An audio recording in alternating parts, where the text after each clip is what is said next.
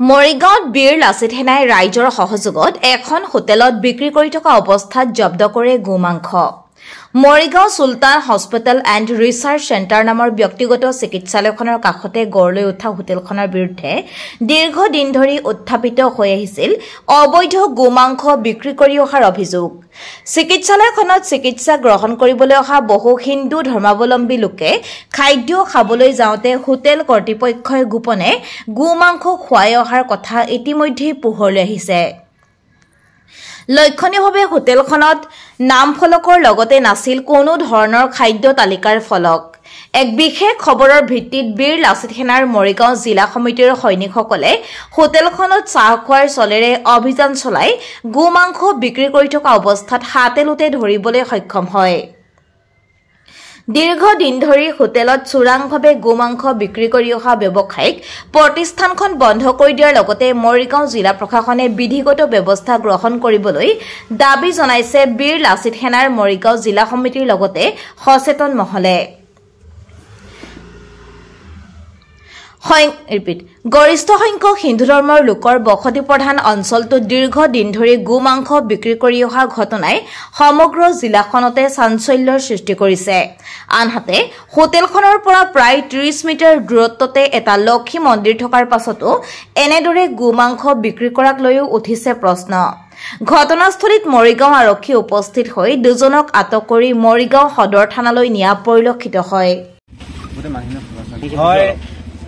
আজি আমি যেহেতু আমাৰ মৰিহিৰা গাঁও আমাৰ স্থানীয় আমি বাসিন্দা হওঁ, গতিকে আমি আমাৰ চুলতান নাৰ্ছিং যিখন আমাৰ সমীপৱৰ্তী এখন দোকান আছে, সেই দোকানখন আমি চাহ খাবলৈ আহিছিলোঁ আৰু চাহ খাব আহোঁতে আমি ইয়াতে আমি এটা আজব এটা খণ্ড দেখিবলৈ পালোঁ যে চাহ বিচাৰোঁতে আমি বোলো এবাৰ চালোঁ যে কি আছে কি নাই। তেওঁলোকে ইয়াতে মানে এটা কি কয় নাৰাখিবলগীয়া বস্তু ৰাখিছে। গতিকে আমি কোনোদিন আমাৰ মৰিগাঁওখন আমি বিভিন্ন জাতি ধৰ্মাৱলম্বী আমি সন্মিলিত সমন্বয় একতা বাৰ্তাৰে আমি সদায় চলি আছোঁ, সদায় চলি যাম। কিন্তু এই ধৰণৰ এটা ইমান ডাঙৰ এখন ইয়াৰ ওচৰতে চিকিৎসা প্ৰতিষ্ঠান আছে, গতিকে চিকিৎসা প্ৰতিষ্ঠানখনৰ লগতেও ইয়াতে ওচৰতে লক্ষী মন্দিৰ এটা আছে, 100 মিটাৰ দূৰতো নহ'ব। গতিকে অতি পৰিতাপৰ বিষয় তেওঁলোকৰ যি নিজ মানসিকতা, সেই নিজ মানসিকতা প্ৰতিপন্ন কৰাৰ মানসিকতাই ইয়াতে আমাৰ হিন্দু সমাজৰ কাৰণে বা হিন্দু যিসকল ৰাইজ আছে ৰাইজে নোখোৱা এটা বিশেষ বস্তু ইয়াতে আমি দেখিবলৈ পালোঁ। গতিকে আমি প্ৰতিবাদ কৰিলোঁ আৰু ইতিমধ্যে আমাৰ গোটেই মৰিহিৰা গাঁৱৰ ৰাইজ সমান্তৰালভাৱে বীৰ লাচিত সেনা মৰিগাঁও জিলাৰ এটি সঁজাতি দলে আমি গোটেই বিষয় বস্তুটো আমি ইয়াতে প্ৰতিবাদ কৰিলোঁ। আৰু ইতিমধ্যে যিখন হোটেল দেখিছে আমাৰ পিছফালে আছে হোটেলখন ইতিমধ্যে গোটেই ৰাইজৰ আহ্বানত বন্ধ কৰি দিয়া হৈছে আৰু তেওঁলোকক আমি মালিক পক্ষক আমি স্পষ্টভাৱে আমি সকিয়াই দিছোঁ এই দোকানখন 24 ঘণ্টাৰ ভিতৰত ইয়াৰ পৰা নাইকিয়া হ'ব লাগিব, অন্যথা উত্তেজিত ৰাইজে ইয়াত সময়োপযোগী সিদ্ধান্ত ল'ব আৰু যদি কিবা সময়োপযোগী যদি কিবা সিদ্ধান্ত লয় তেন্তে তাৰ কাৰণে মৰিহিৰা গাঁৱৰ ৰাইজ সমান্তৰালভাৱে বীৰ লাচিত সেনা মৰিগাঁও সদৰ কেতিয়াও জগৰীয়া নহয়। ধন্যবাদ। নিশ্চিতভাৱে আমাৰ মৰিগাঁও জিলাৰ প্ৰশাসনৰ ওপৰত আমাৰ আস্থা আছে। গতিকে আমি আমাৰ মৰিগাঁও জিলাৰ সন্মান্য আয়ুক্ত দেৱাশিষ শৰ্মা ডাঙৰীয়াক আমি সংবাদ মাধ্যমৰ দ্বাৰাই এই গোটেই বিষয় বস্তুটো হস্তক্ষেপ বিচাৰিছোঁ, যাতে গোটেই সমাজখন একতা হৈ থাকিব লাগে আৰু সমাজখন যাতে শান্তি এটা পৰিৱেশ অক্ষুণ্ণ থাকে।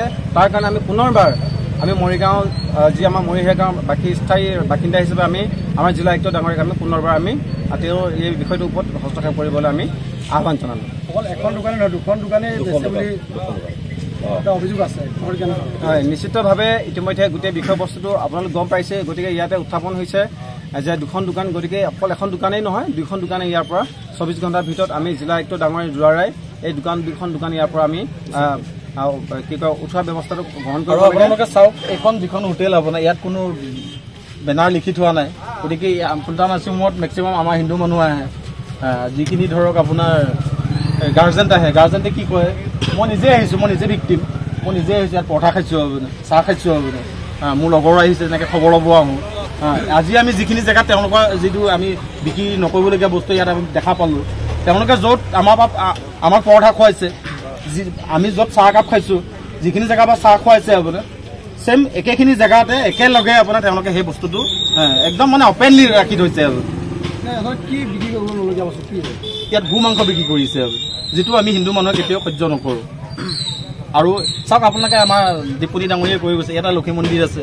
আৰু দ্বিতীয় কথাটো হ'ল কি এখনে ইয়াত কোনো চাইনবোৰ্ড লিখা নাই। এতিয়া আমি মাতিছিলোঁ চুলতান নাৰ্ছিং হোমৰ যিজন মালিক হয় তেওঁকো মাতিছিলোঁ, তেওঁ ক'লে যে আমাৰ ভিতৰত কেণ্টিন আছে কিন্তু কথাটো হ'ল কি চব মানুহটো আমাৰ মানুহ কেণ্টিনত খাবলৈ নাই গতিকে ওচৰত যদি হোটেল পাব খাব আহিবই আৰু আমি দুখিত এখন ইমান ডাঙৰ এখন প্ৰতিষ্ঠান চলাই থকাৰ পিছত তেওঁ তাততো বহুত কৰ্মচাৰী আছে যে আজি তেওঁলোকৰ কৰ্মচাৰী আমাক কিয় নজনালে আমাৰ এটা প্ৰশ্ন আছে ক'বলগীয়া আছে আৰু তেওঁলোকৰ কৰ্মচাৰীজনটো নিশ্চয় গম পায় আমি যিহেতু গম পাইছোঁ আমি যেতিয়া মৰিহেয়া গাঁৱৰ পৰা আমি যেতিয়া ধৰক আপোনাৰ আমি VDP পাৰ্টিৰ পৰা যে আমি যেতিয়া গম পাবলগীয়া হৈছে গতিকে তেওঁলোকেতো নিশ্চয় গম পায় আৰু তেওঁ বোলে আপোনাৰ আমি তেওঁ অলপ আগতে কৈ গ'ল লগত যিখন হোটেল আছে আপোনাৰ তেওঁ বোলে মানে ইয়াৰ আগতে গম পাইছে আপোনাৰ গম পাই কোনোবা এজনক কৈছে আপোনাৰ ৱাৰ্ণিং দিছে আপুনি কিন্তু ৱাৰ্ণিং দিয়াৰ পিছতো তেওঁ এবাৰ কিন্তু আপোনাৰ পিছত হস্তক্ষেপ নকৰিলে যে বস্তুটো ইয়াত চলি আছে নে বন্ধ কৰিলে আৰু বা তেওঁ হ'লেও এজন গণ্যমান্য ব্যক্তি হিচাপে তেওঁ প্ৰশাসনক কিন্তু কোনো নজনালে গতিকে আমি এইটোত তেওঁৰ ওপৰত আমি অলপ ক্ষুদ্ৰ